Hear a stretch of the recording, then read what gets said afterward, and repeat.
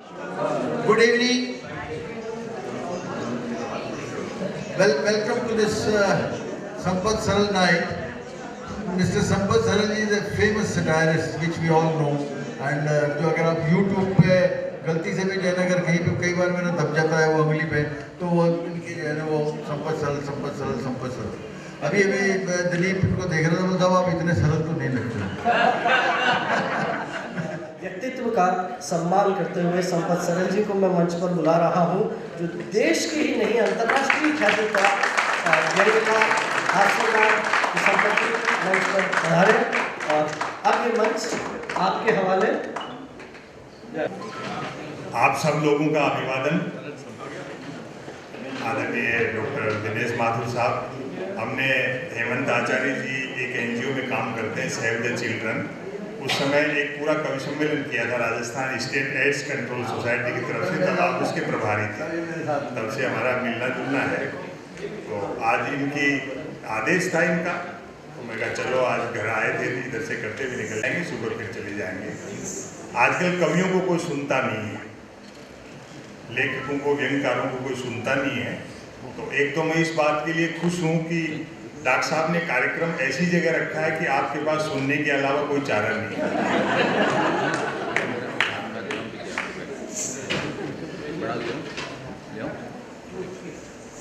आज आपकी वही हालत होनी है, प्रवेश निःशुल्क और निकलने के 100 रुपए।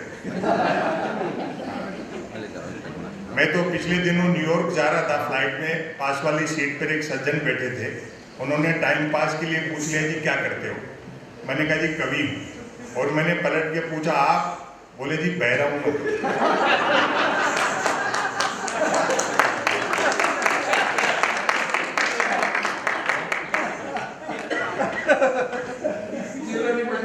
आप आराम से बैठे हैं। और अच्छी बात है कि मैं देखता हूँ कई लोग से परिवार आए हैं। और एक डॉक्टर साहब ने तो अपनी व्यथा भी बताई कि वो बेलन की जगह निशान अपने आप लग जाता है। हाँ, ऐसा नहीं है। देखो, स्त्री को हल्के में मत आंका करो। औरत का जो त्याग है वो पुरुष से बड़ा है। मैं पुरुष होकर के भी स्त्री की पक्षधरता कर रहा हूँ। वो पति ने डींग हाँकते हुए कहा मेरा बड़प्पन देख जो तेरे से बिना देखे शादी कर ली। पत्नी बोली मेरी भी हिम्मत देख जो तेरे को देखने के बाद भी मना नहीं की।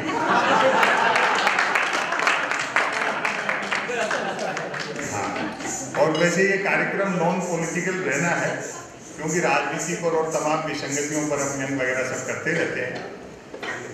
लेकिन एक निवेदन कर दूं कि देखो, शादीशुदा हो तो पत्नी को साथ रखा करो, वरना मन की बात भी रेडियो से करते फिरोगे।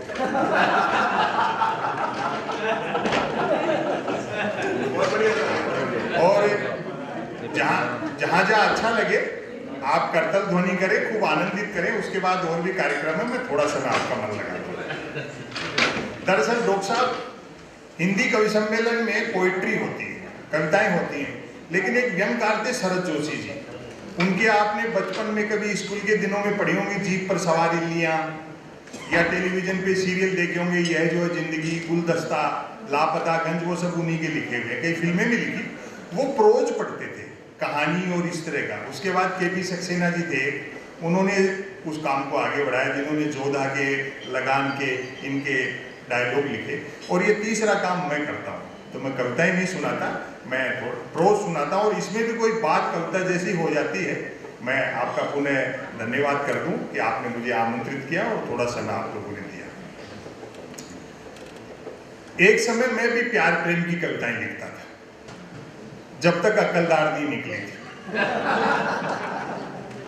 उबासी के बहाने भी किसी लड़की के दांत दिख जाते तो मैं 5-7 गजलें लिख मारता। भले वो उबासी मुझको देख करके ले रही होती थी। और एक निवेदन कर दूं, बड़ी संख्या में महिलाएं यहाँ बैठी हैं। प्रकृति के, कुदरत के, सृष्टि के नियम बदल सकते हैं, औरत के प्रति पुरुष की मानसिकता नहीं बदल सकती। बात अच्छी लगे तो महिलाओं को ताली बजानी है, पुरुषों के तो खिलाफ बोल रहा हूँ।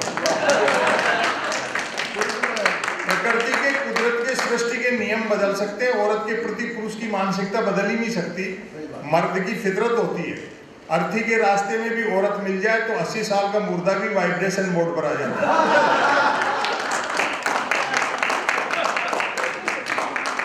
लेकिन इतना भी तय है कि शादी होते ही प्यार का बुखार उतर जाता है। जैसे ही ब्याह की कुनेन खाई, प्यार का मलेरिया गायब। मेरे एक मित्र ने प्रेम विवाह किया। प्यार के दौरान जिस लड़की के साथ जो कंकर झील में फेंके थे, शादी के बाद दाल में निकल रहे। और तालियां तो इस बार बजेंगी, जिस लड़की को लेकर भागा था अब उसको देखते ही भागता है।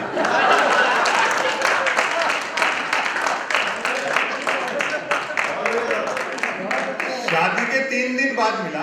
मैंने कहा नया नया प्रेम विवाह किया, पत्नी को लेकर सिनेमा जाए, सैर सपाटा करके मंदिर मंदिर भटकता है। बोले भाई साहब सुना है जोड़ी ईश्वर बनाता है, बस उसी को ढूंढना।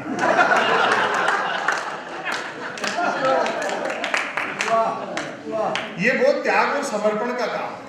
प्यार मोहब्बत में आदमी को अपना कैरियर तक दांव पर लगाना पड़ता है। मैं ऐसे कई को जानता हूं जिन्होंने कॉलेज के जमाने में मेरे साथ पढ़ते थे, जिन्होंने अपने बाप की गाड़ी कमाई से प्रेमिकाओं को जलेबी खिलाई, आजकल शहर के नामी हलवाई बने हुए हैं। और मेरे मित्र का त्याग तो प्रेम के मामले में महात्मा बुद्ध से भी बड़ा है। बुद्ध अपनी पत्नी और बेटे को सोता हुआ छोड़कर चले गए थे। वो रोज रात को इंतजार करता है कि लुगाई सोए तो घर में घुसे।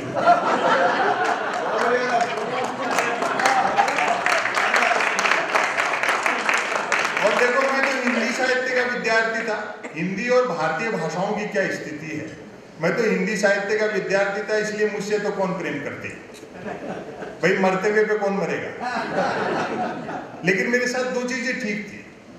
एक तो मैं साहित्य का विद्यार्थी था तो भाषा अच्छी थी, दूसरा मैंने ट्रकों से शेरो शायरी उतार रखी थी। तो प्रेम करने वाले मुझसे प्रेम पत्र लिखवाते थे, और मैं जिसके प्रेम पत्र लिख देता था उसके 2 नतीजे जरूर निकलते थे। या तो उसकी शादी हो जाती थी या फिर वो पिटता था। हालांकि बात एक ही है।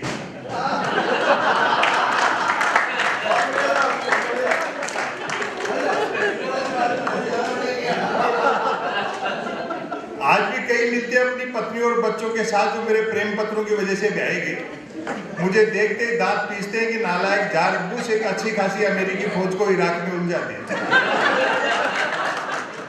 हिंदुस्तानी आदमी आम दिन तो छोड़ो, 14 फरवरी को वैलेंटाइन डे आता है, उस दिन तक सुख से प्रेम नहीं कर सकता। 14 फरवरी को श्री राम सेना वाले तो ये कह देते कि जो प्रेम करता हुआ मिला उसको पीटे, और सरकार पुलिस को ये कह देती कि देखो इस दिन कोई प्रेम से वंचित नहीं रह जाए। जो प्रेम करते हुए मिलते हैं उनको तो श्री राम सेना वाले पीटते हैं, जो नहीं करते उनको पुलिस वाले पीटते हैं। तो ये प्यार मोहब्बत ये सब चीजें मीडिया, सोशल मीडिया ये सब करते रहते हैं। आप लोगों ने भी प्रेम किया होगा तो अब समझ में आ गई होगी कि उसके क्या नतीजे निकलते हैं। मैं एक रचना आपको सुनाता हूँ, क्योंकि वो सब पत्रस और सब चलता रहता है। काम की बात सुनिए आप। हम तकनीक के दौर में जी रहे हैं, और मैं एक इस बात के लिए भी डॉक्टर साहब बधाई देता हूँ आप सब लोगों को कि कम से कम इस बहाने मेल मिलाप तो होता है, वरना तो फोन पे बातें हैं, इंटरनेट है, रोजाना पेशेंट देखने आदमी इतना फंसा रहता है। हम सारा जीवन जीने की तैयारी में गुजार देते, जीते नहीं। तो यार रहते हैं तो सीखने को भी मिलता है और जीवन भी जीते, और ये मेल मिलाप बहुत जरूरी है। सिर्फ फोन पर बात करने से, एक वीडियो कॉल भी कर लोगे तो काम नहीं चलेगा, क्योंकि आदमी जितना लैंग्वेज से सीखता है उससे ज्यादा बॉडी लैंग्वेज से सीखता है। तब आपने ये कुर्सियां लगा दो भैया जल्दी सी, और बाद में थोड़ा शोर करा। अरे इसको बंद कर दो, बाद में लगाना। हाँ बस बहुत है, बहुत।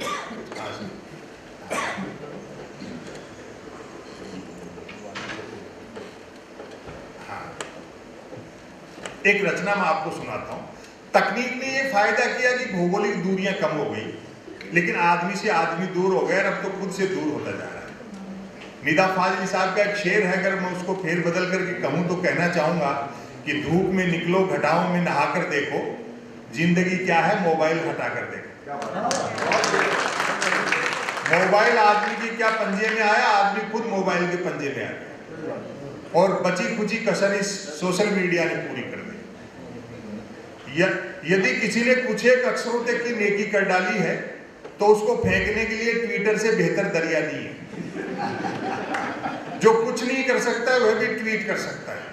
और एक बार जो ट्वीट करने लगता है फिर वो कुछ नहीं कर सकता। मैं तो सोशल मीडिया का लोहा उस दिन मान गया जब एक सज्जन ने YouTube पर मेरे कवि सम्मेलन की क्लिप को एक ही बार दिन में 100 बार देखा और नीचे गाली लिखी, लानत है संपत सरल को, नालायक ने साल भर से रचना तो छोड़ो कपड़े तक नहीं बदले।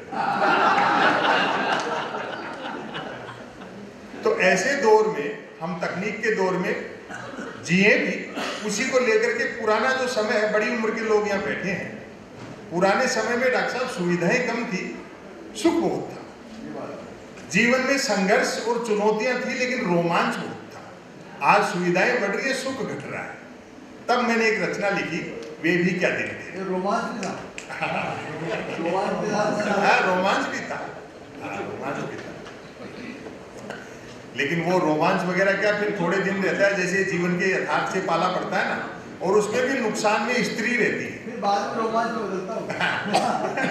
उसमें भी नुकसान में स्त्री रहती है। भले ही दोनों साथ साथ पढ़े और प्रेम विवाह किए हों, लेकिन घाटा औरत को उठाना पड़ता है, क्योंकि पुरुष तो स्वभाव से अहंकारी है। वो कोई ना कोई नुक्ता चीनी ऐसी कर देगा कि उस बेचारे को कभी धन्यवाद देना तो छोड़ो, उल्टा कोई ना कोई कमी निकालता रहता है। वो पति ने दफ्तर से फोन किया, दिनेश जी के साथ ऐसा नहीं। नहीं तो फिर तो अच्छी बात है दिनेश जी के साथ। मीना जी का नहीं है, फिर भी मैं फेवरेट।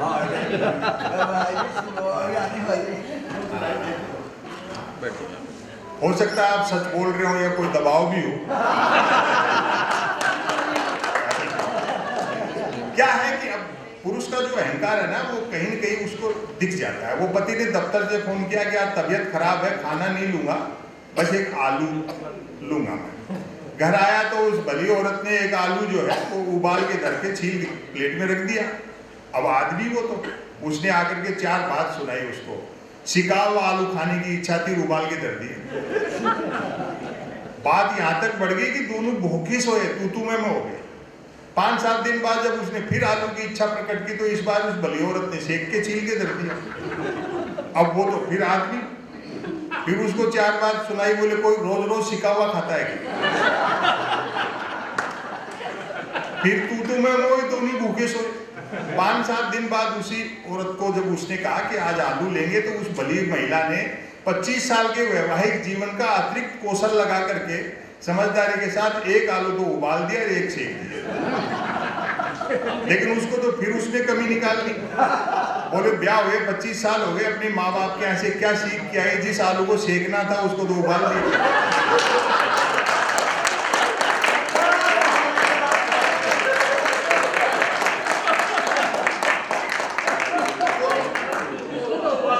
आदमी को समझाया नहीं जा सकता, उसको तो समय समझाता है। तब देखिए पुराना जो समय था, आपने तो जयपुर की गलियां देखी, 40-45 साल से हम भी रह रहे हैं यहाँ, साइकिल पे घूमते थे, अब कारों में भी वो आनंद है। तब देखें आप, वे भी क्या दिन थे, वे भी क्या दिन थे जब घड़ी एक आध के पास होती थी और समय सबके पास था। अब आप सुनने के मूड में आ गए। वे भी क्या दिन थे जब घड़ी एक आध के पास होती थी और समय सबके पास था। आज की तरह नहीं था कि फेसबुक पर 5000 दोस्त हैं और परिवार में बोलचाल बन रही। सही बात है। देखो मैं निवेदन कर दूं, दुनिया की कितनी भी एडवांस टेक्नोलॉजी हो, उजाला बनाया जा सकता है, धूप नहीं बनाई जा सकती। वाह। तब पुराने समय के विरोधाभास देखें, तब मोबाइल तो क्या लैंडलाइन फोन तक नहीं होता था, अतः झूठ सिर्फ आमने सामने मिलने पर ही बोला जाता था।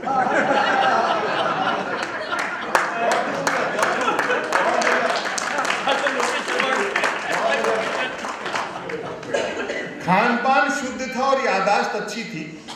हर व्यक्ति को 7-7 पीढ़ियां याद रहती थी, अपनी भी और गाली गलौज होने पर दूसरों की भी।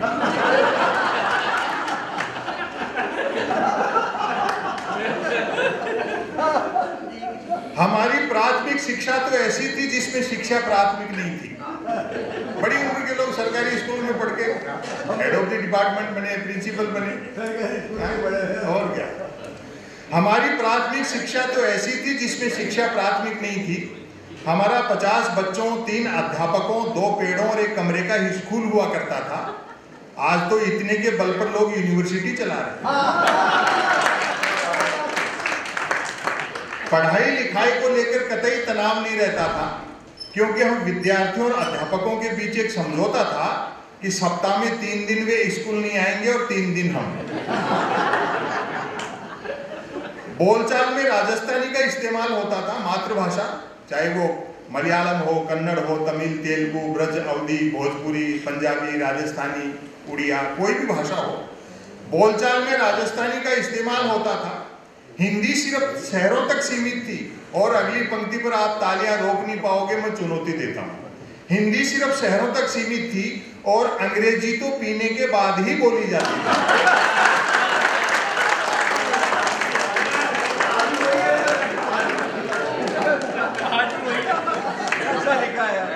कई प्रकार के खेल कूद थे। अब तो बच्चे गेम के नाम पर वीडियो गेम खेलते हैं। बच्चे भी क्या करें, खो खो, कुश्ती और कबड्डी तो संसद विधानसभाओं में चले गए।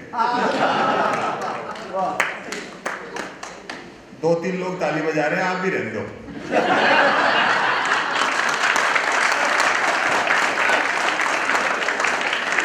नहीं, ऐसे लगता नहीं जैसे पूरी भीड़ का लोग 2-3 लोगों की आ गए। कई प्रकार के खेल कूद थे। अब तो बच्चे गेम के नाम पर वीडियो गेम खेलते हैं। बच्चे भी क्या करें, खो खो, कुश्ती और कबड्डी तो संसद विधानसभाओं में चले गए। बाकी खेलों को क्रिकेट ने बाउंड्री लाइन से बाहर कर रखा। जो चैनल खोलो क्रिकेट। एक दिन तो मैं भी टाइम पास के लिए देख रहा था तो कमेंटेटर ने बड़ी ऊंची फेंकी कि जब से धवन और कोहली ने मूछें रखी हैं तब से धुआंधार परफॉर्म कर रहे हैं। मेरे उस दिन समझ में आई कि दुनिया में महिला क्रिकेट क्यों पिछड़ा हुआ।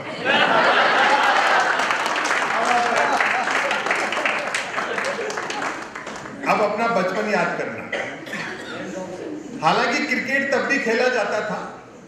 बैट का मालिक बैटिंग करता था और बॉल का मालिक बॉलिंग। फील्डर भी यही 2 होते थे। बैट टच न होने पर फेंकी हुई गेंद फेंकने वाले को लानी पड़ती। एक ओवर कुल कितनी गेंदों का होगा ये गेंद का मालिक तय करता था। बल्लेबाज पहले गेंद पीटता था, फिर मूड के अनुसार भागकर या चलकर रन बनाता था, तत्पश्चात गेंद लाता था। अब आपकी तालियां उठेंगी, तत्पश्चात गेंद लाता था। ऐसा भी होता रहता था कि बल्लेबाज की दिन भर गेंद लाने की इच्छा नहीं रहती थी और वह दिन भर रन ही बनाता रहता था। हम आवारा पूंजीवाद के दौर में जी रहे हैं, जिसमें बेकाबू टेक्नोलॉजी और मिल गई। नतीजा क्या हुआ, मनुष्य के भीतर असुरक्षा बहुत बढ़ गया। लाखों करोड़ों जमा है, उसके बावजूद तनाव रहता है कि कल क्या होगा। बड़े उम्र के लोग बैठे हैं, पहले 2 जोड़ी कपड़े होते थे डॉक्टर साहब, वो भी घर में किसी के बड़े के फिट करा दिए। मेरे को कितनी बड़ी उम्र के क्यों बोल रहे हो? अभी तो मैं जवान हूँ।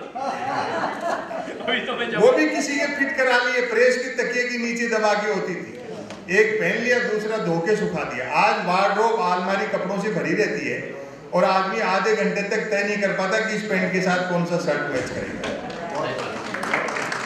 ये जो कृत्रिमता आई, ये जो नकली बनाया है, जो जीवन में हमने असहज होना शुरू कर दिया है, तब आप देखें लोग भूखे उठते तो थे किंतु भूखे सोते नहीं थे। महंगाई बिल्कुल नहीं थी। ईमान के अलावा सब कुछ सस्ता था और सस्ताई का अंदाजा आप इसी से लगा लें कि फिल्मों में हीरोइनों को पैसा कम मिलता था तो भी कपड़े पूरे पहनती थी।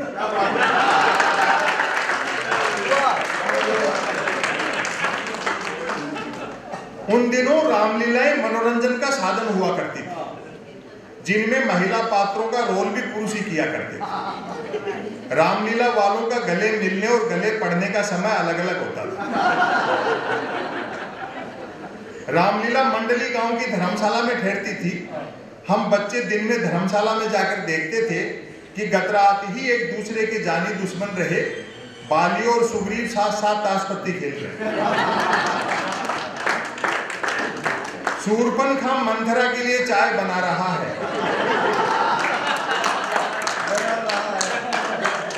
और हर पुरुष की जो घर में औकात है, चटाई पर बैठा रावण रात को आरती में आए पैसों का हिसाब मंदोदरी को दे रहा है।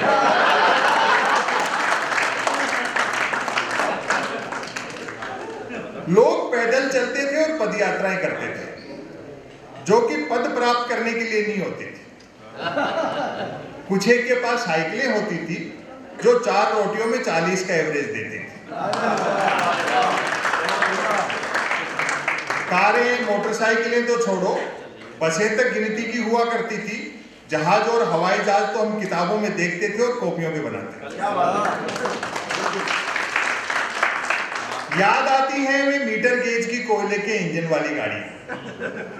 तय करना कठिन था कि ट्रेन और यात्रियों में कौन किसको ढोरा। उनकी स्पीड का तो यह हाल था कि घंटे आध घंटे का सफर होता था तो भी लोग 3 वक्त का खाना बांध कर चलते थे। ट्रेन में चढ़ने में जितना पसीना आता था, उतरने में उससे अधिक आता था। यात्री काठ की सीटों पर काठ के उल्लू बने बैठे रहते थे। डिब्बे में डबली वालों का गाना बजाना चलता रहता था और भारतीय यात्री का मनोविज्ञान देखना पकड़ लो तो मुझे पता नहीं। डिब्बे में डबली वालों का गाना बजाना चलता रहता था। खड़े यात्री भजन पसंद करते थे और जिन्हें सीट मिल जाती थी वे गजल।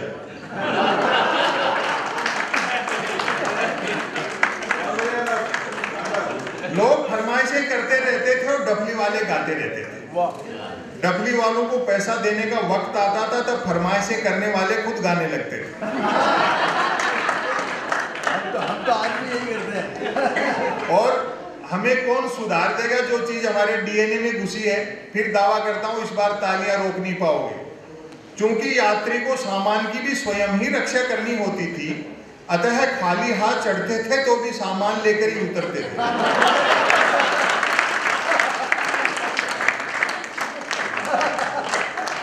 चिट्ठी पत्री का दौर था। एसएमएस ईमेल वाले क्या जाने पत्र लेखन का स्वाद। और हमारे एक बड़े शायर हैं उदय प्रताप सिंह जी, जो समाजवादी पार्टी के सांसद भी रहे। उनका एक शेर है कि मोबाइलों के दौर के आशिक को क्या पता, रखते थे कैसे खत में कलेजा निकालते। चिट्ठी पत्री का दौर था। एसएमएस ईमेल वाले क्या जाने पत्र लेखन का स्वाद। पत्रों में व्याकरण अशुद्ध होते हुए भी आचरण शुद्ध होता था। मैंने तो स्वयं कई बार अपने पिताजी को चरण स्पर्श की जगह आशीर्वाद लिखा है।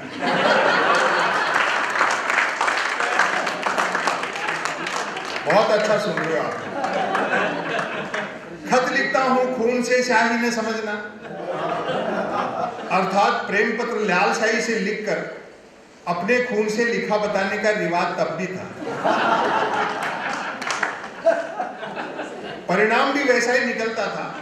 जिन्होंने वैसे प्रेम पत्र लिख लिख कर कबूतर उड़ाए थे, आज बेचारे शादीशुदा हैं और तोते उड़े। शादी से याद आया, तब शादियों में व्यर्थ का धूम धड़ाका और दिखावा नहीं होता था।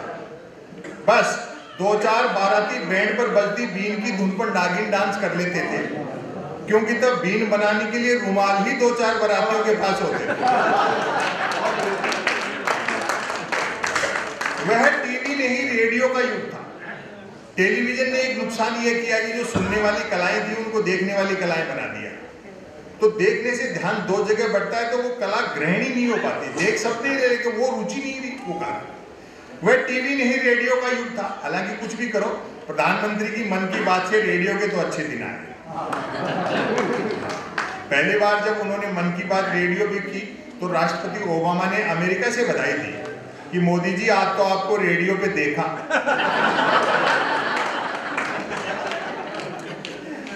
वह टीवी नहीं रेडियो का युग था। व्यक्ति बंदूक भले बिना लाइसेंस के रख सकता था, किंतु रेडियो के लिए लाइसेंस अनिवार्य था, जो पोस्ट ऑफिस में रिन्यू कराना पड़ता था, वरना अपराध था वो। रेडियो के लिए लाइसेंस अनिवार्य था। याद आते हैं अमीन सयानी का बिना का गीत माला, जसदेव सिंह की हिंदी कमेंट्री, कृष्ण कुमार भार्गव, देवकी नंदन पांडे और रामानंद प्रसाद सिंह के समाचार। और अब आपकी तालियां उठेंगी। गर्दन झुकाकर बीबीसी तो ऐसे सुनते थे जैसे आज बीबीसी सुनते। और अंतिम पंक्तियां मैं पढ़ता हूं आपकी इस कॉन्फ्रेंस और इस मेल मिलाप के नाम, फिर और एक रचना सुना देंगे। सच है गन्ने का रस सूख जाए तो वह लाठी रह जाता है। तब हमारा जीवन कछुए की तरह था, आज हम खरगोश की तरह दौड़ रहे हैं। अर्थात भाग सब रहे हैं और पहुंच कोई नहीं रहा।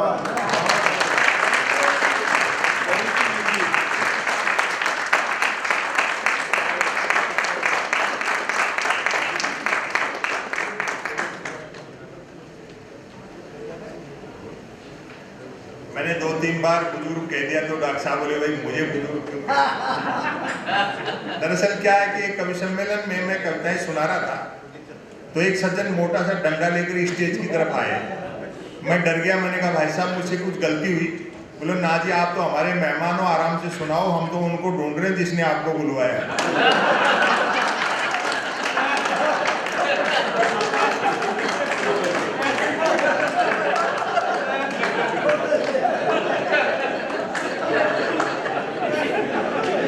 तो अच्छा लगे तो मुझे धन्यवाद दे, वरना डॉक्टर साहब के नंबर नाम पता सब मालूम होगा या आप निपटते रहे। एक रचना मैं आपको सुनाता हूँ। यहाँ जयपुर के कितने लोग हैं? सब जयपुर के बाहर। हाँ उनका। अच्छा ठीक है। डॉक्टर साहब मुझे इस शहर में करीब 40-42 साल हो गए। मैंने वो शहर उस दौर में भी देखा 40 साल पहले और आज भी देखा। दरअसल क्या है, हर शहर का अभी स्मार्ट सिटी की बात की जाती है। हम लोग शहर से चाहते हैं, शहर को नहीं चाहते। और इस एंगल से भी इस शहर को आप देखना, जैसा मैं आपको बताता हूँ, आज 18 नवंबर है, जयपुर का स्थापना दिवस भी है। और इसको आप शहर की आलोचना न समझे, जो भीतरी विसंगति है उसको मैंने रेखांकित किया। शहर का नाम है हम जिस शहर के वासी। ये सर्विस दोस्त आप चुपचाप कर दो, मेरे साथ तो दूसरी दोहरी चोट हो गई, मुझे खड़ा कर दिया और खुद खा रहे। हम जिस शहर के वासी, विसंगतियों से व्यंग निकलता है। अब जैसे कह रहे कि साहब इंडिया डिजिटल हो गया, अच्छी बात है, हो ही गया, हम देखते हैं। अभी तो पिछले दिनों में तबीयत खराब थी मेरी, दवा की दुकान पे गया।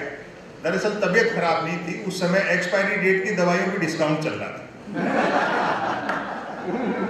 तो दुकान पर जाने के बाद में पता लगा कि आज धनतेरस है। वो दुकानदार का सेंस ऑफ ह्यूमर अच्छा था, उसने मेरे से मजाक के लिए बोले यार कविराज आज के दिन भी बीमार पड़ गए क्या? मैंने कहा नहीं तबीयत खराब नहीं है, दरअसल आज धनतेरस है तो 2 कारण से आया हूँ। आज तो एक कुछ ना कुछ खरीदने का रिवाज है, और दूसरा आज के दिन आप ही की दुकान पे सबसे कम भीड़ थी। तो उसने फिर मजाक की, बोले यार ठीक कह रहे हो। दूसरे दुकानदारों की बिक्री देख करके हम भी सोच रहे थे कि एक दिन के लिए मेडिकल की दुकान के आगे हम भी थोड़े से बर्तन लगा लेते तो 2 पैसे ठीक से कमा लेते। वो 10 दुकान छोड़ करके सिंह साहब है मेडिकल वाले, वो तो दीपावली भी पटाखे बेचते हैं। मैंने कहा सिंह साहब के पास पटाखे बेचने का लाइसेंस है क्या? बोलो लाइसेंस ही पटाखे बेचने का है, बिना लाइसेंस के तो वो दवाइयां बेच ले।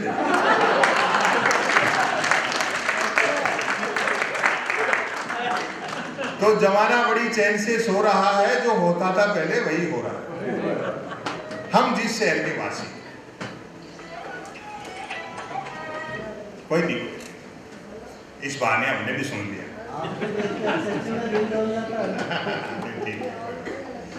हम जिस शहर के वासी, जयपुर से मेरा प्रथम परिचय हल्का फुल्का व्यंग है, अन्यथा न लें, क्योंकि हम भी इस शहर से मोहब्बत करते। स्मार्ट सिटी की बातें की जा रही है, तब मैं कहना चाहता हूँ, मैं समझता हूँ दुनिया में सबसे स्मार्ट सिटी तो जयपुर था, लेकिन इसका जो शहर का हमने बना दिया और अब इसको फिर से स्मार्ट बना रहे। जयपुर से मेरा प्रथम परिचय कोई 3री कक्षा के दौरान हुआ था, जब परीक्षा में एक बेहद कठिन प्रश्न पूछा गया था कि बताइए जयपुर का हवा महल किस शहर में स्थित है।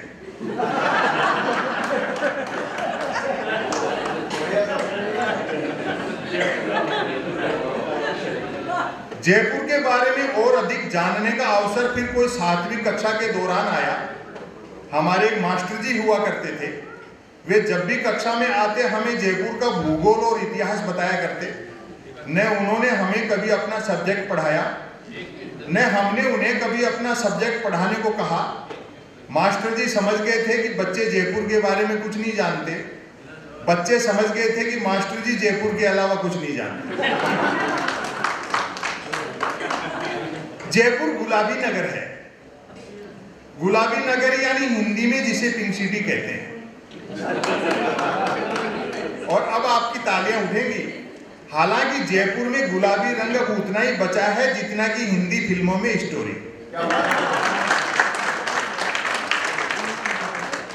सदैव स्मार्ट सिटी रहे जयपुर को सरकार फिर से स्मार्ट बनाने में तुली है। नतीजे आ भी रहे हैं। लोगों में पढ़ने पढ़ाने के प्रति गजब का जोश है। जब तक पास होते रहे, पढ़ने जाते रहे, जो ही फेल हुए खुद स्कूल खोल लिया।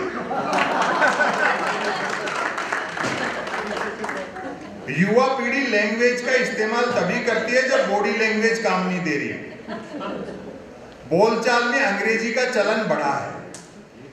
किसी से उसके मोबाइल नंबर पूछो तो आधे अंक अंग्रेजी में बताता है, जैसे 9414024365।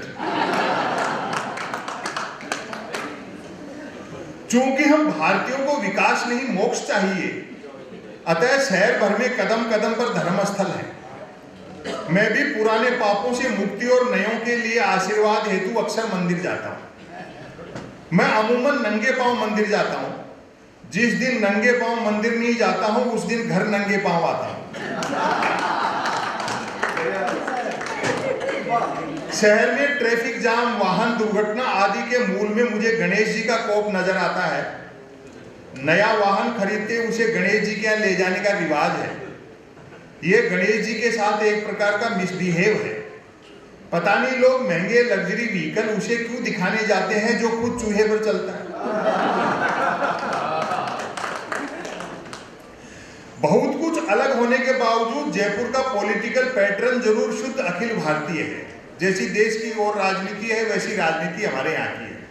अर्थात जो भी जयपुर का अपना बनकर चुनाव लड़ता है, जीतते ही अपने पर उतर आता है। जरूर कोई दिया लिया ही आड़े आया होगा कि मैं खुद एक दफा चुनाव जीतते जीतते बचाऊं। चुनावी टक्कर इस कदर कांटे की थी कि मुझे मेरे विरोधी से मात्र 1 वोट कम मिला। हुआ यूं कि मैं सपत्नीक मतदान करने गया था। ईवीएम पर मेरा नाम देखते ही मेरी पत्नी ने नोटा वाला बटन दबा दिया। जिसे मैं अपना शुभचिंतक समझता था वह भी राष्ट्र की शुभचिंतक निकली। और तालियां अब उठेंगी आपकी। हालांकि मतदान करने मेरा विरोधी भी पत्नी को ले गया था, लेकिन वह असली नेता था इसलिए अपनी नहीं ले गया था।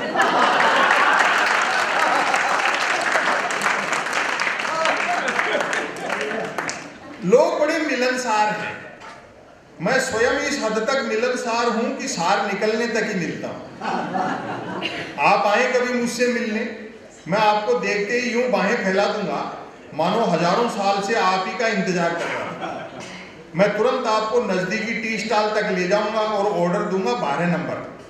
12 नंबर चाय का अर्थ आप तब समझेंगे जब एक ही चाय 2 गिलासों में आएगी। मैं अपनी चाय आपसे पहले पी, बंद मोबाइल कान से लगा, जरा दूर चला जाऊंगा। थोड़े इंतजार के बाद आप ही चाय का भुगतान करेंगे।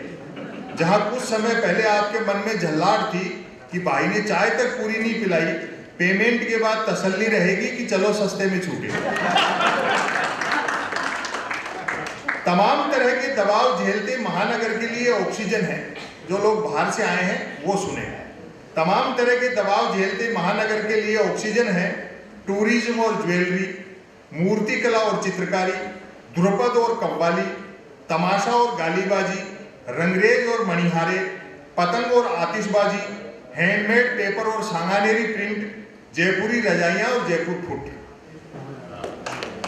एक यहाँ गणिका थी, रस कपूर। उसमें महाराजा ऐसे डूब गए थे कि राजकाज ही भूल गए और अपने यहाँ एक तबाइफों का बोलना भी। अब देखिए, अब ये राजनीतिक व्यंग है, शुद्ध आनंद ले। कभी रस कपूर की विलासस्थली रहे जयपुर में आज भी इक्का दुक्का तवाइफे हैं। तालियों से बताना मुझे, आज भी इक्का दुक्का तवाइफे हैं, पर धंधा नहीं करती। हो सकता है भारतीय राजनीति का चरित्र देखकर तवाइफों का अपने पेशे से जी उचट गया।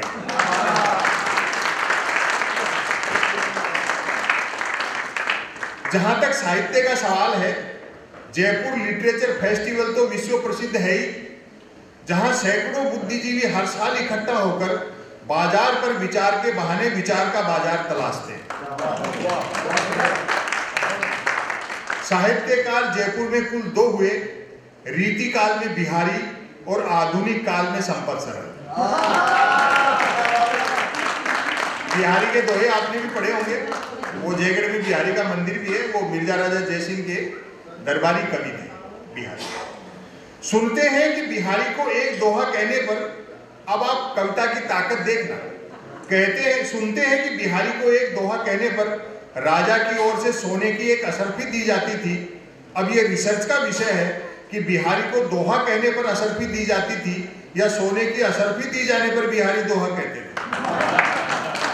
जो हो, उन सोने की असरफियों का तो अता पता तक नहीं है, लेकिन बिहारी के दोहे आज भी जिंदा है। और इसकी अंतिम पंक्ति, रही बात मेरी तो भयंकर सेल्फी युग के बावजूद अपनी आरती खुद ही क्या उतारना, बेहतर हो मेरी लोकप्रियता के बारे में आप उनसे पूछें जिनसे मैंने उधार ले रखा है। एक अंतिम रचना सुना दूं, उसके बाद ये मेरी महत्वपूर्ण रचना है, आप देखें। मीडिया ने तो ऐसा हाल कर रखा है, टीवी अखबार तमाम, आप देखो, अखबार तो 3 चीजों के लिए पढ़े जा रहे हैं। मैं हिंदी अखबारों की बात कर रहा हूं। बिजली कटौती, उठावना और राशिफल।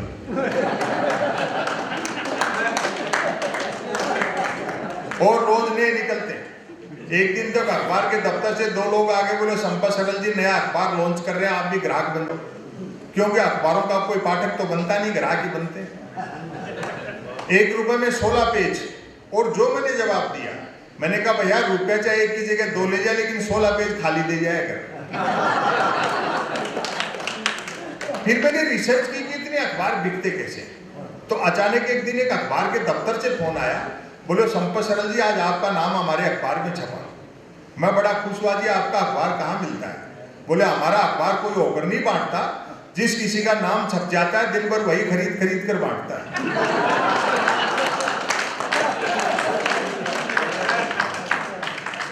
और टेलीविजन, वो प्राइम टाइम पे बहस देखते हो, जैसे किसी जमाने में अवध के नवाब मुर्गे लड़ाते थे।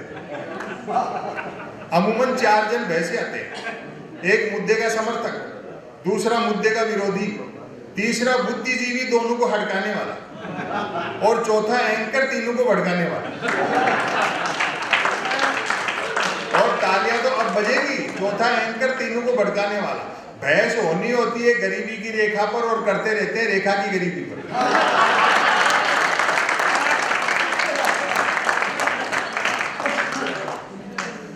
और राजनीति का तो जो हाल है वो सब आप लोगों के सामने है। इतनी अच्छा हमेशा आप कवि सम्मेलनों में कोई सुनता नहीं है, इसलिए मैंने आपसे कोई पैसा या उस तरह की बात नहीं की। अच्छा सुनने वाला अगर किसी राइटर को मिल जाता है तो उससे बड़ा पुरस्कार नहीं होता। मैं तो पिछले दिनों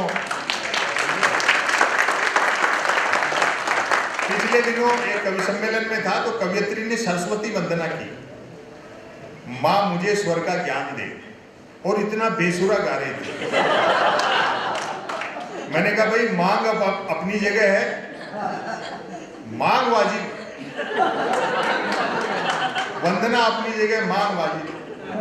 ऐसे कई लोग कहते हैं संपत सरल जी आपके 2-4 ऑडियो वीडियो क्या वायरल हुए, आजकल आप पैसा बहुत लेने लगे।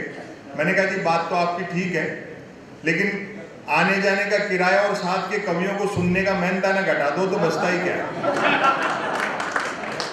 तो आप बहुत अच्छा सुन रहे हैं। एक अंतिम रचना मैं आपको सुना देता हूँ। बैठिए साहब, 5 मिनट ही बोलूंगा। कोई भी का फोन आ गया था। नहीं, वहां का आधा तो वापस नहीं बैठते।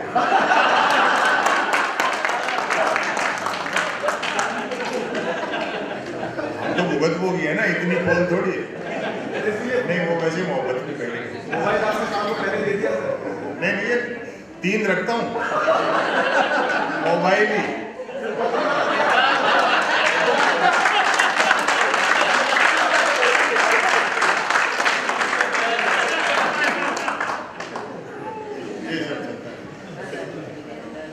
कहते हैं साहब कि भ्रष्टाचार में कमी आई है, हम भी मानते हैं, रेट डबल हो गई, गारंटी आधी है। आवेदन एक ने किया, परीक्षा में दूसरा बैठा, इंटरव्यू तीसरे ने फेस किया, नौकरी मिली चौथे को और करता रहा पांचवा, वेतन छठे ने उठाया और पेंशन हुई सातवें की, और ताली अब बजेंगी, जबकि सातवें की डेथ तभी हो गई थी जब पहले ने अप्लाई किया। तो वो राजनीतिक स्थिति है। वहीं से एक मैंने लेख लिखा, एक आदर्श भारतीय गांव। शहर में रह करके रूमानी चश्मे से गांव देखना अलग बात है, लेकिन गांव में जाकर के हम 2 दिन रह नहीं सकेंगे, भले ही हम गांव से निकले।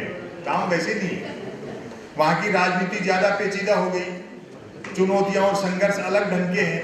गांव आज भी वही है जो फणीश्वर नाथ रेणु ने मैला आंचल में लिखे हैं या श्रीलाल शुक्ल ने राग दरबारी में लिखे हैं। एक्सप्रेस हाईवे से 10 किलोमीटर नीचे उतरो, पता लग जाएगा गांव कैसे है। अब सुनिए, लेकिन गांव में शहर में 2 चीजों का अंतर है, अंतिम रचना है। 2 चीजों का अंतर है। गांव में जातीय कट्टरता नहीं होती, गांव में जातीय कट्टरता होती है, शहर में सांप्रदायिक विद्वेष होता है। गांव में सांप्रदायिक सद्भाव रहता है, हर धर्म के लोग आनंद से रहते हैं, लेकिन शहर जो है उसमें सांप्रदायिक विद्वेष होता है। गांव में जातीय कट्टरता है, वो शहर में नहीं होती। सब हर जाति के लोग आपस में घुल मिल के रहते हैं, जातीय पहचान नहीं है। दूसरा, गांव के आदमी का सेंस ऑफ ह्यूमर बहुत अच्छा होता है। शहर का आदमी बुरा मान जाता है, आप मजाक करो वो जिंदगी भर के लिए गांठ मान लेगा। गांव का आदमी शाम को बात करो बुरा मानता है, सुबह वैसे की वैसे। तब मैं एक रचना अंतिम सुनाता, सुनिए साहब। एक आदर्श भारतीय गांव। आज भी जो ये मानते हैं कि भारत की आत्मा गांव में बसती है, मेरे ख्याल से उन्होंने गांव उतने ही देखे हैं जितनी की आत्मा। जिस आदर्श गांव का जिक्र मैं करने जा रहा हूं, वह राजधानी से 50 किलोमीटर पश्चिम में है। चूंकि रास्ते में शराब के कई ठेके पड़ते हैं, अतः ये दूरी घटती बढ़ती भी रहती है। अब इस लेख का महत्वपूर्ण बंद देखें। कहते हैं कि उक्त आदर्श गांव किसी जालिम सिंह नामक डाकू ने बसाया था। पुराने गांव सेठ ने, चौधरी जी, ठाकुर साहब, पटेल कोई बसाता था। कहते हैं कि उक्त आदर्श गांव किसी जालिम सिंह नामक डाकू ने बसाया था, जो कि निहायत ईमानदार और परोपकारी डाकू थे, क्योंकि निर्वाचित नहीं थे। हालांकि बाद में उन्होंने भी डाकू जीवन से वीआरएस लेकर पॉलिटिक्स ज्वाइन कर ली थी। उनके समझ में आ गया होगा कि एक डाकू को जिनके यहाँ डकैती डालने जाना पड़ता है, चुनाव जीत लेने पर वही लोग घर बैठे दे जाते हैं। यूं भी अपराध और राजनीति में महज वोटिंग का ही तो अंतर रह गया है। असली स्वच्छ भारत अभियान की कहां जरूरत है। आज की शाम इससे तीखा व्यंग मैं नहीं सुना सकता। आपको अच्छा लगे तो दाद दे, नहीं वरना मेरी हिम्मत की दाद दे। यूं भी अपराध और राजनीति में महज वोटिंग का ही तो अंतर रह गया, भरपूर समर्थन करना। संसद पर जिन आतंकियों ने हमला किया था, सुरक्षा प्रहरियों ने उन्हें गोली मारने से पहले निश्चित ही कहा होगा, मानते हैं आप आतंकवादी हैं, बहुत बड़े अपराधी हैं, लेकिन चुनाव जीते बिना अंदर नहीं जाने देंगे।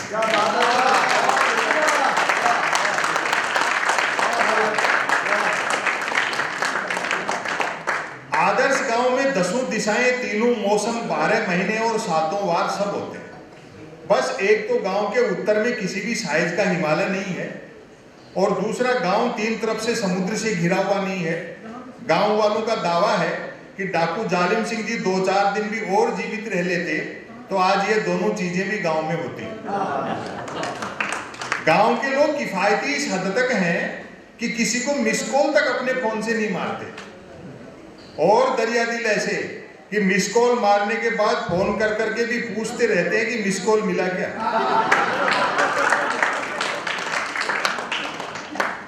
गांव में कुल 13 पर्यटक स्थल हैं, 3 शराब के ठेके, 1 मंदिर, 1 प्राइमरी स्कूल, 2 कुएं, 1 पुलिस चौकी तथा 5 शमशान घाट। ये गांव के टूरिस्ट पैलेस है। सरकारी ठेकों के बावजूद हस्त निर्मित शराब को ही प्रायोरिटी दी जाती है, ताकि ग्लोबलाइजेशन के इस भीषण दौर में भी स्वदेशीपन बना रहे। अधिकांश लोग शराब पीते हैं, कई नहीं भी पीते हैं। जो नहीं पीते हैं वे पीने वालों को समझाते बुझाते रहते हैं। उनके समझाए से जब पीने वाले नहीं समझते हैं तो दुखी होकर वे भी पीने लगते हैं।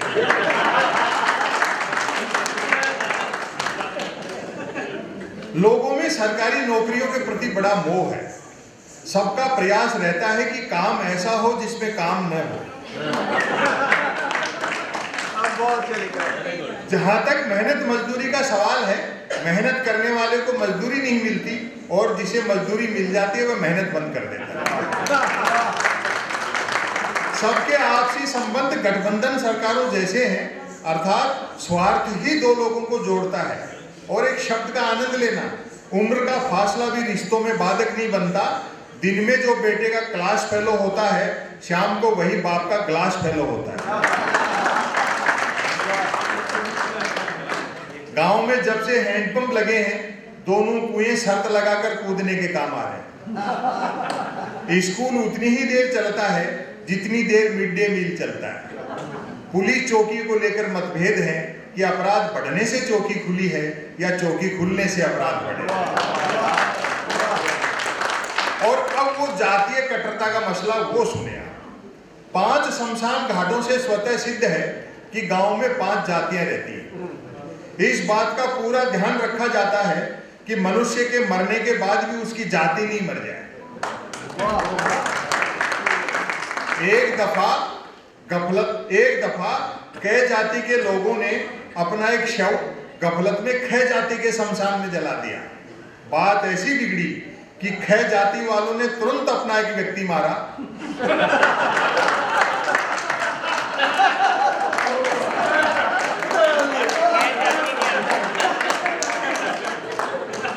और उसे कै जाति के शमशान में जलाकर बदला दिया। और तालियां तो अब बजेगी आपकी। अंततः लोकल विधायक ने दोनों जातियों से 2-2 लोग मरवाकर उनके अपने अपने शमशानों में जलवाए, तब जाकर शांति हुई।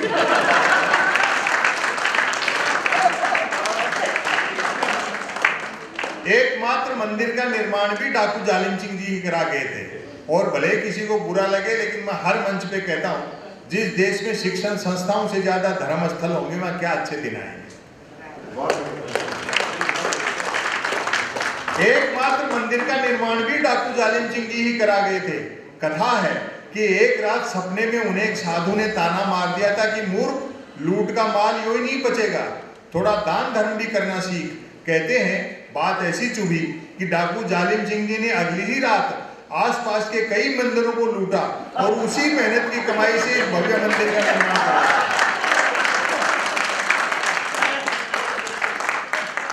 घरों में 2 चीजें सबके यहाँ फाइनेंसित हैं, मोटरसाइकिल और टेलीविजन। मोटरसाइकिल इसलिए कि गांव सड़क मार्ग से शहर जा सके, टेलीविजन इसलिए कि शहर आकाश मार्ग से गांव आ सके। टीवी ने तो ज्ञान के क्षेत्र में क्रांति कर दी। कक्षा में मास्टर जी महाभारत के रचयिता का नाम पूछते हैं तो बच्चे BR चोपड़ा बताते हैं। और आज के इस कार्यक्रम में सद्भाव और मोहब्बत के नाम अंतिम पंक्तियां, जिस तरह का देश में वातावरण है, सब अपने धर्म को माने लेकिन धर्म की भी माने। दुनिया मोहब्बत से चलती है। जब जंगल में आग लगती है तो न तो वो बरगद बचते हैं जो हवा को आंधी में बदलते हैं, और न वो बांस बच पाते हैं जो आपसी रगड़ से चिंगारी पैदा करते हैं।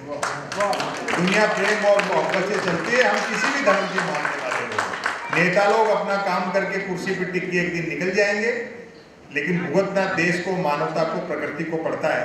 तब उस मोहब्बत के नाम देखें जो हो। गांव वालों में परिहास वृत्ति लाजवाब है। समापन पर तालियां बजा देना, वरना तीनों लेख वापस शुरू कर सकते हैं। जो हो, गांव वालों में परिहास वृत्ति लाजवाब है। चरणदास जी हड़बड़ी में जरा छोटे जूते खरीद लाए। दुकानदार ने बिका हुआ सामान वापस नहीं लिया क्योंकि दिन भर में एक ही बिका। लाचार चरणदास जी को ठांसे के जूते काट रहे हैं और वे लंगड़ाते हुए चल रहे हैं। रास्ते में टकरा गए इकबाल मियाँ। पूछ बैठे, चरणदास जी ये जूते कहाँ से मार लाए, मतलब कितने के पड़े? एक तो जूते काट रहे थे, ऊपर से इकबाल मियाँ की पार मार लाए और पड़े जैसी भाषा।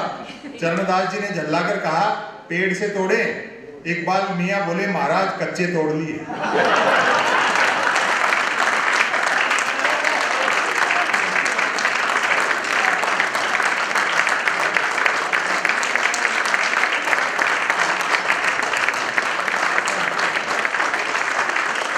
क्या है कि जैसा हास्य व्यंग हम आजकल सोशल मीडिया में और टेलीविजन पे तमाम चैनलों पे देखते हैं, मेरी एक कोशिश रहती है कि हास्य व्यंग भी उद्देश्यपरक होना चाहिए। लोग आए तो एक विचार भी लेकर के जाएं। हास्य जो है वो मनुष्य को प्राणी से सामाजिक प्राणी बनाता है और व्यंग समाज को बेहतर बनाने का एक औजार है। ये सिर्फ धंधा नहीं है हम लोगों के लिए, इसलिए मैंने डॉक्टर साहब से का आग्रह स्वीकार किया और मैं आया। आप सब लोगों ने बड़ी मोहब्बत दी, खूब मन से सुना। मेरी कोशिश भी यही है, मैं यही कह रहा था हेमंत आचार्य, क्यों ना ये डॉक्टर्स की और तमाम लोगों की देश भर में कॉन्फ्रेंस होती हैं, तो इस तरह के कार्यक्रम किए जाने चाहिए ताकि लोग सपरिवार बैठे और कुछ अच्छा सुने, कुछ बेहतर सुने। उन लोगों की भी अपनी एक कला है, लेकिन कुछ उद्देश्यपरक भी होना चाहिए। इससे एक लोकमत बनता है, एक जनचेतना आती है लोगों में। और अंत में मैं इतना ही कहना चाहूँगा कि सितारों को आंखों में महफूज रखो, बड़ी दूर तक रात ही रात होगी, मुसाफिर हो तुम भी, मुसाफिर है हम भी, फिर किसी मोड़ पर मुलाकात होगी। तालियां लगातार बजती रहनी चाहिए, लगातार बजती रहनी चाहिए। हम बहुत आभारी हैं। A huge round of applause for Sanjay sir. और जो इन्होंने काम किया है हमारे दिलों को उजागर करने का और दिलों को एक पैदा करने का, कि अगर एक जगह लिखा हुआ था यीशु के आगे कि दिल मिला लेते अगर यारों के साथ, दिल मिला लेते यारों के साथ, तुम ना मिलाना पड़ता औजारों के साथ। बहुत बढ़िया सर। और इस गॉडफ्री-कॉन में हम बहुत कुछ नहीं, एक सम्मान करना चाहते हैं डॉक्टर दिनेश माथुर साहब, डॉक्टर मनीषा मैम,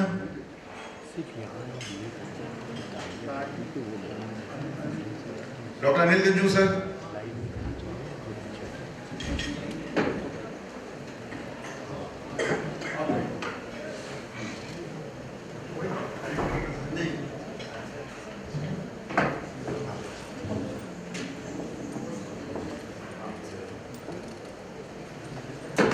तालियों से स्वागत होना चाहिए संपत सर साहब का। ये एक हमारी तरफ से एक याद सर।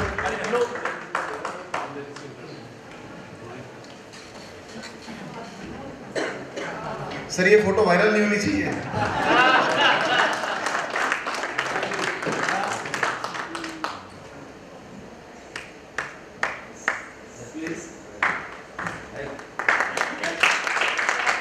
छोटी सी भेंट हमारी तरफ से, गॉडफ्री-कॉन की तरफ से। गंजू सर हाथ